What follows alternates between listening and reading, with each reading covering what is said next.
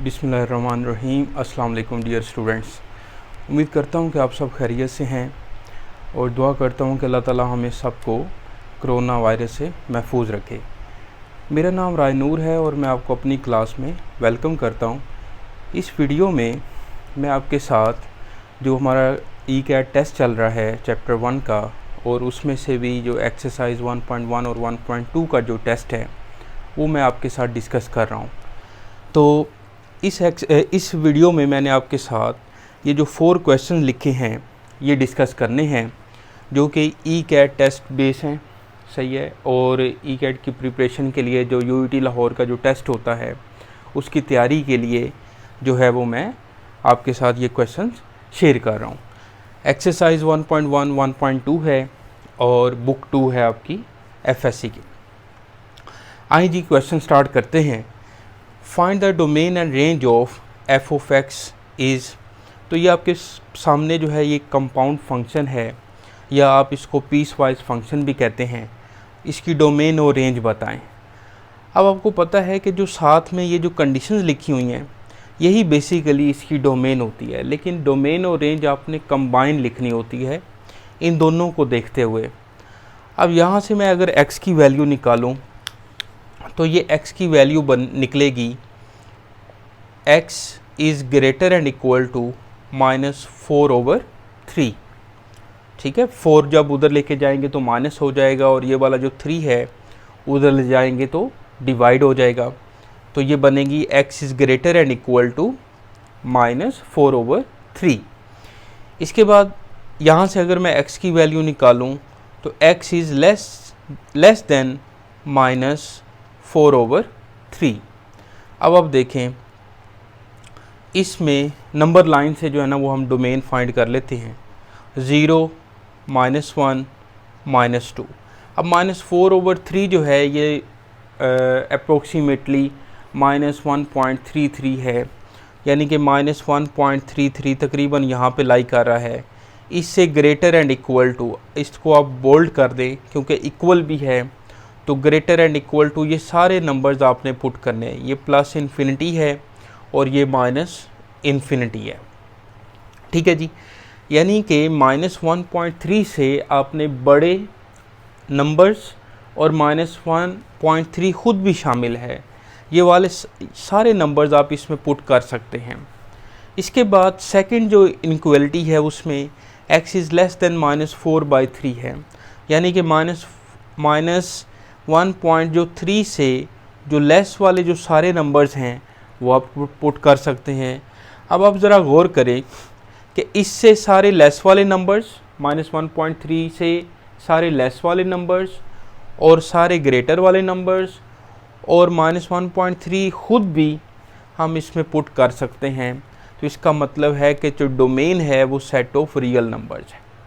Domain क्या है? Set of real numbers है। क्लियर? तो इसमें सेट ऑफ रियल नंबर्स में देखें तो एक तो अल्फ़ा ऑप्शन पड़ी हुई है -इन्फिनिटी और इन्फिनिटी के दरमियान x, तो आपको पता है कि सेट ऑफ रियल नंबर्स हम इस तरह से ही लिखते हैं। और बीटा ऑप्शन में डोमेन जो है वो सेट ऑफ रियल नंबर्स इस तरह से है। बाकी चार्ली और डेल्टा ऑप्शन तो रॉन्ग है, क्योंकि उसमें जो डोमेन है वो सेट ऑफ रियल नंबर नहीं है, उसमें सिर्फ पॉजिटिव जो है रियल नंबर्स हैं, 0 to पॉजिटिव इन्फिनिटी, इसी तरह 0 to पॉजिटिव इन्फिनिटी। ठीक है जी, तो चार्ली और डेल्टा ऑप्शन तो फॉल्स हैं। अब अल्फ़ा और बीटा पे बात आती है, तो अल्फ़ा और बीटा की डोमेन तो सेम है। अब रेंज पे जाते हैं। रेंज के लिए जब मैं इसमें greater and equal to 0 put करूँगा वैल्यूज़, जैसे मैं -4/3 पुट करता हूँ तो इसका आंसर 0 आ जाता है। इसी तरह इससे पीछे वाली वैल्यूज़ आप पुट करते जाएं, जैसे -1 पुट करें इसमें तो -3 + 4 जो है वो +1 आ जाएगा। और उसके बाद जब मैं 0 इसमें पुट करता हूँ तो इसका आंसर 4 आ जाएगा। इसी तरह मैं आगे 1 पुट करता हूँ, 2 पुट करता हूँ, तो इसका आंसर जो है वो पॉजिटिव आ रहा है। क्लियर है? पॉजिटिव आ रहा है। इसी तरह अब -4/3 से लेस वाले जो नंबर्स हैं वो मैं अगर इसमें पुट करूं, जैसे -2 पुट कर रहा हूँ, -6 + 4 -2, -2 इंटू -+2। फिर मैं -3 पुट करता हूँ, -9 + 4 -5 -5 इंटू -+5, यानी कि -4/3 से जो भी नंबर्स मैं इसमें पुट कर रहा हूँ, तो ये वाला जो बाहर वाला माइनस है, अंदर वैल्यू माइनस की ही बचती है, लेकिन बाहर वाला जो माइनस है उस माइनस से मिलके प्लस हो जाता है। तो इसका जो आंसर है ओवरऑल वो हमें पॉजिटिव मिल रहा है। देखें तो ये सारे जो, जब मैं greater and equal to -4/3 put कर रहा हूँ तो आंसर हमें पॉजिटिव मिल रहे हैं, लेस देन -4/3 पुट कर रहा हूँ तो आंसर पॉजिटिव मिल रहे हैं। तो रेंज जो है वो क्या होगी, या तो 0 होगी या ग्रेटर देन 0 होगी, यानी कि जब -4/3 इसमें आप पुट करें तो आंसर 0 भी आ रहा है, 0 भी शामिल है रेंज में। तो देखें f of x is greater and equal to 0, यही वाली रेंज बिल्कुल सही है। और f ऑफ x जो है वो y is equal to f of x होता है, आपको पता है। तो रेंज वो इस तरह से भी, बजाय के y लिखने के, y की जगह पे वो f ऑफ x भी लिख सकता है। तो f of x is greater and equal to 0, तो ये रेंज बिल्कुल ठीक है। यहाँ पर देखें तो रेंज में नेगेटिव रियल नंबर्स भी आ रहे हैं। तो हमने अभी पढ़ा है कि इस क्वेश्चन में रेंज जो है वो नेगेटिव नहीं होगी, वो 0 टू इन्फिनिटी तक है, यानी कि पॉजिटिव रियल नंबर्स हैं। तो इसलिए बीटा ऑप्शन जो है वो रॉन्ग है और अल्फ़ा ऑप्शन जो है वो करेक्ट ऑप्शन है। ठीक है बेटा, उम्मीद है कि आपको समझ आ रही होगी। ओके, अब आ जाइए जी नेक्स्ट क्वेश्चन पे।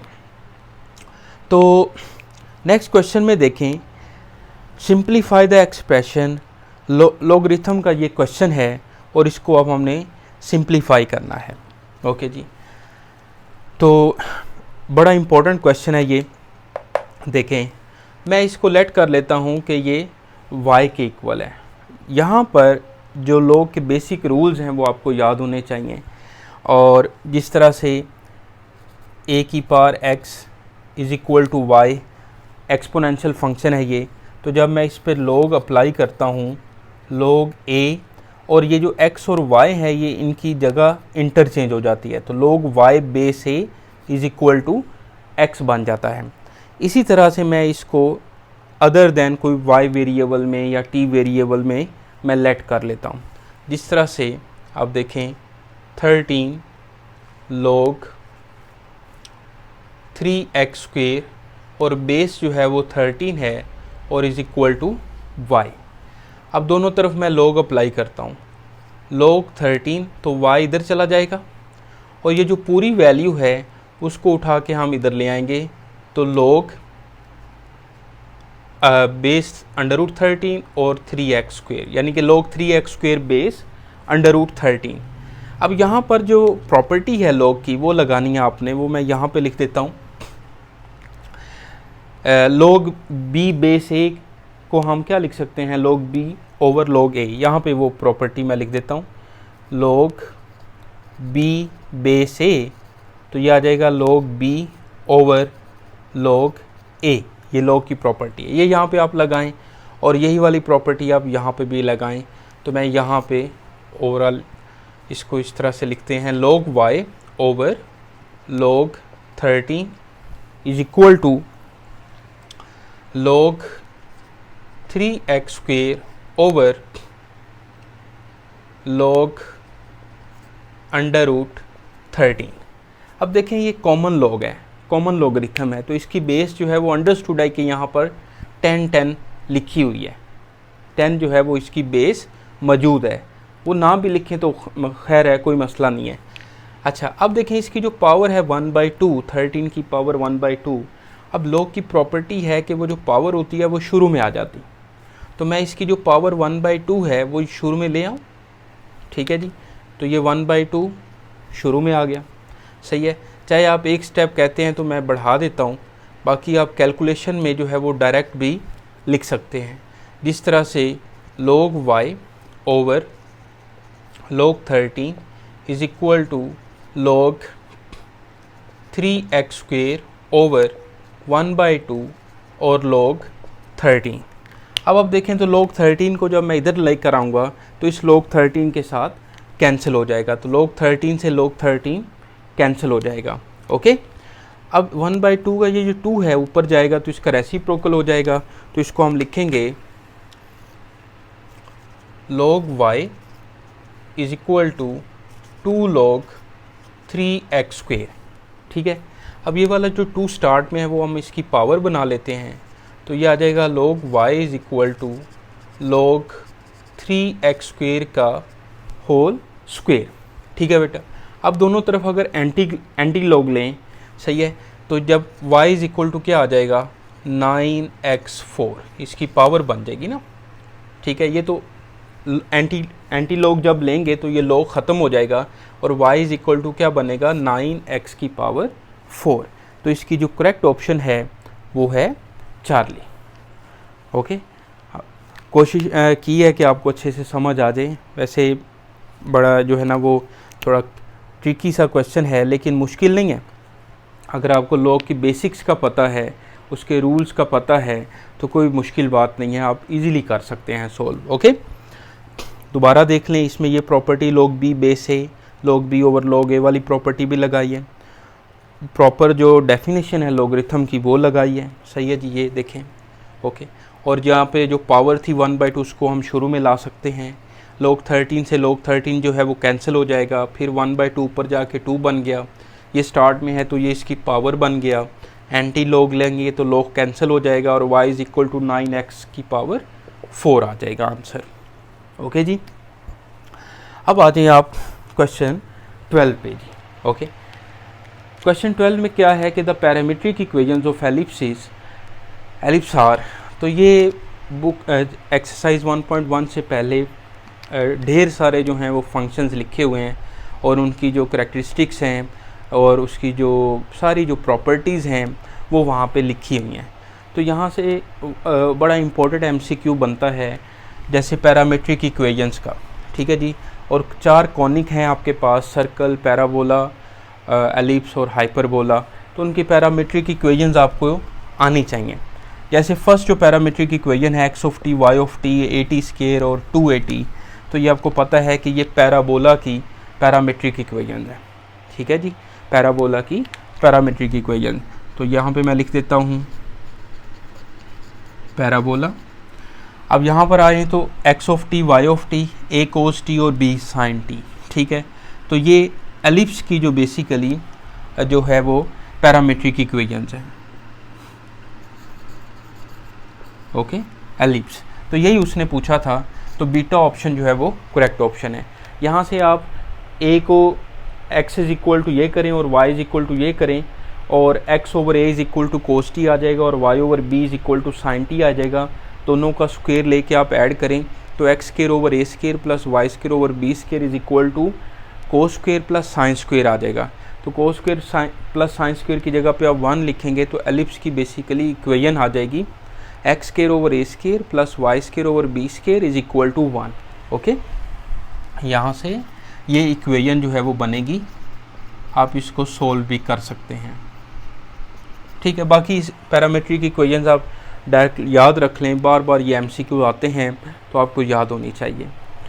चार्ली ऑप्शन में देखें तो मैं सारे बता देता हूँ आपको, a secant t और b tan t। इसमें जो पैरामीटर है, जो फंक्शन है पैरामीटर फंक्शन, वो t आ रहा है। ओके, वैसे पैरामीट्रिक ये इक्वेशंस हैं, तो ये हाइपरबोला की पैरामीट्रिक इक्वेशंस हैं।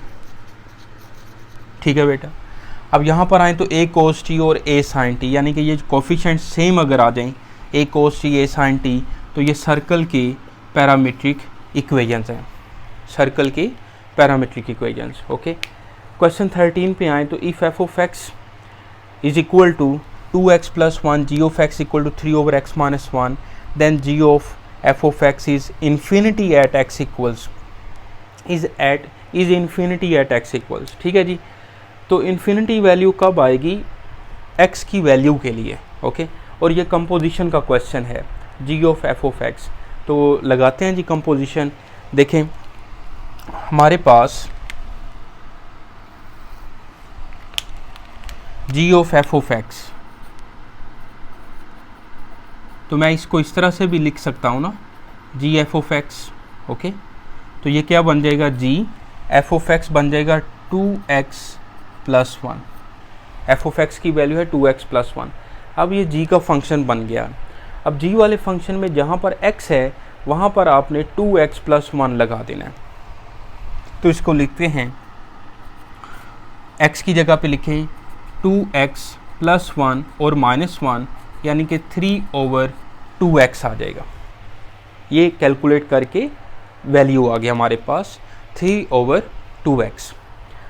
अब उसने क्या कहा है, उसने कहा है कि then g of f of x is infinity at x equals. ये क्वेश्चन है हमारा कि इन्फिनिटी कब होगी for x is equal to, x की वैल्यू क्या होगी जिस x की वैल्यू पर हमें इन्फिनिटी आंसर मिलेगा। आपको पता है कि समथिंग ओवर ज़ीरो जो है वो इन्फिनिटी होता है और समथिंग ओवर इन्फिनिटी जो है वो ज़ीरो होता है। ठीक है जी। तो अगर मैं x की जगह पे ज़ीरो लगा दूँ तो 3/0 बनेगा और 3/0 जो है वो इन्फिनिटी होता है।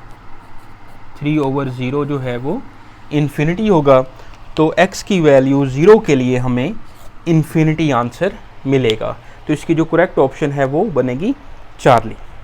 ठीक है बेटा। तो यहाँ तक जो है ये चारों क्वेश्चन मैंने एक्सप्लेन किए हैं और समझाने की कोशिश की है। इसमें कोई प्रॉब्लम लगे, कुछ समझ ना आए तो आप ज़रूर मुझसे पूछें, शेयर करें ताकि आप लोगों का ज़्यादा से ज़्यादा फ़ायदा हो। और वीडियो अच्छी लगे तो दोस्तों के साथ शेयर करें और दुआओं की दरख्वास्त है आपसे। इजाज़त दें। अल्लाह हाफिज़।